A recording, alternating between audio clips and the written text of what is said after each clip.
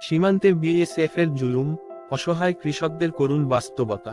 হাটিয়ারডাঙ্গা সীমান্তবর্তী এলাকার সাধারণ কৃষক, দিনমজুর, অসহায় খেটে খাওয়া গরিব মানুষ, তারা দাবি করেছেন ভারতীয় সীমান্ত রক্ষা বাহিনী বিএসএফ শুধু সীমান্ত রক্ষার দায়িত্ব পালন করছে না, বরং তারা নিরপরাধ ও অসহায় সাধারণ মানুষের ওপর নানা ধরনের অত্যাচার চালাচ্ছে। হাটিয়ারডাঙ্গা বিএসএফ ক্যাম্পের পাশে বসবাসকারী কৃষক ও দিনমজুর শ্রেণীর মানুষ, তারা প্রতিনিয়ত তাদের জুলুমের শিকার হচ্ছেন।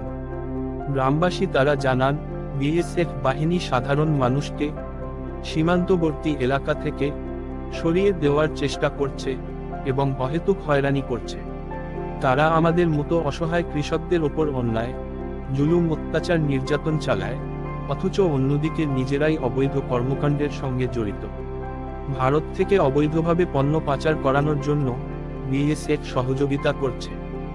বিশেষ করে মুহাম্মদ নামের এক ব্যক্তিকে তারা গেট খুলে অবৈধভাবে পণ্য পার করানোর সুযোগ দিচ্ছে, যা দিনের পর দিন অব্যাহত রয়েছে। অথচ সাধারণ মানুষ যদি সীমান্তে ন্যূনতম নড়াচড়া করে, তাহলে তাদের ওপর চরম নির্যাতন চালানো হয়। কাঁটাতারের ভেতরে বন্দী অসহায় মানুষের জীবন। সীমান্তের কাঁটাতারের ভেতরে থাকা সাধারণ মানুষ চরম অসহায় অবস্থায় দিন কাটাচ্ছে। কৃষিকাজ, গবাদি পশুপালন, এমনকি দৈনন্দিন চলাফেরার ক্ষেত্রেও বিএসএফ নানা অজুহাতে তাদের ওপর শারীরিক ও মানসিক নির্যাতন চালায়। অনেক সময় সীমান্তে কাজ করতে গিয়ে নিরপরাধ কৃষকদের ওপর গুলি চালানো হয় কিংবা তাদেরকে অন্যায়ভাবে আটক করা হয়। গ্রামবাসী আরও বলেন, আমরা গেটের ভেতরে, কাঁটাতারের ভেতরে অসহায় জীবনযাপন করছি। বিএসএফ আমাদের সঙ্গে পশুর মতো আচরণ করে। আমাদের চলাফেরার অধিকার নেই, স্বাধীনভাবে কাজ করতে পারি না। অথচ মুহাম্মদের মতো কিছু ব্যক্তিকে অবৈধ কাজে তারা সাহায্য সহযোগিতা করে।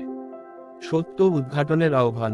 গ্রামবাসী দাবি করেন, তিনি প্রমাণসহ পুরো ঘটনার ভিডিও ধারণ করেছেন, যেখানে দেখা যাবে সকাল 7টার দিকে গেট খোলা হয় এবং বিএসএফ এর সহযোগিতায় অবৈধ পণ্য পাচার করা হয়। অন্যদিকে সাধারণ মানুষ এই সীমান্তে নিরাপদে বসবাসের সুযোগ পাচ্ছে না, বরং প্রতিনিয়ত নির্যাতনের শিকার হচ্ছে। এই অমানবিক পরিস্থিতির অবসান ঘটাতে এবং সীমান্তবর্তী দরিদ্র কৃষকদের সুরক্ষা নিশ্চিত করতে সংশ্লিষ্ট প্রশাসন ও সরকারের কঠোর হস্তক্ষেপ জরুরি।